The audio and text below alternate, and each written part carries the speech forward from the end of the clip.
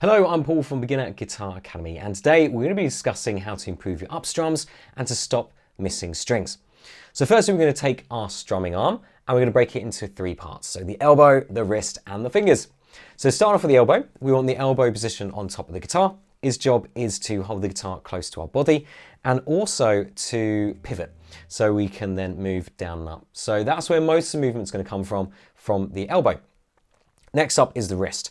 And for the wrist, we want to be rotating our hand so the pick is stroking across the top of the strings. It's not crashing into them. One of the biggest mistakes I see beginners make is they're not rotating enough. So as they're coming up, they're crashing into those top strings because they're not getting enough rotation in the wrist. So bear that in mind. We want to rotate enough so the pick goes across the top of the strings and does not crash into the side of the strings. Also, with your wrist, we want to be thinking about that key in the lock. So that's the main goal there, the rotation. Key in the lock, moving up and down. And there will be a little bit of movement coming from there for the strumming. That's going to make it really smooth, but it will also be from the elbow as well. And lastly, fingers. So in regard to the fingers, it's the pick.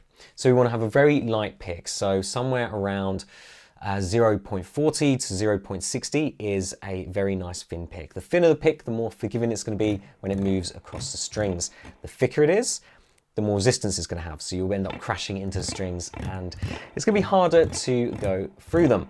So bear that in mind. Start with definitely a thin pick. It's going to make it so much more easier. Also, you want to have a very light grip. You may find the pick actually spins in your fingers. You may find you're picking up off the floor because you've dropped it, but it's persevere because it takes a bit of time just to get used to the grip. So as I'm strumming, I've got very, very light grip. If I take it off, I can spin it in my fingers. It's taken me a little time to develop that grip so I can keep hold of it. So these are the points I really want you to practice. So again, going back through, elbow, position at the top. That's where most of the movement is going to come from. From the wrist, we want to be rotating. So the pick is stroking the strings and not crashing into them. And then fingers is the pick. So nice thin pick. Make sure we've got a nice light grip as well. No tension there because that's going to make the strumming sound very forced. And again, it's going to be rigid and it will crash into strings more.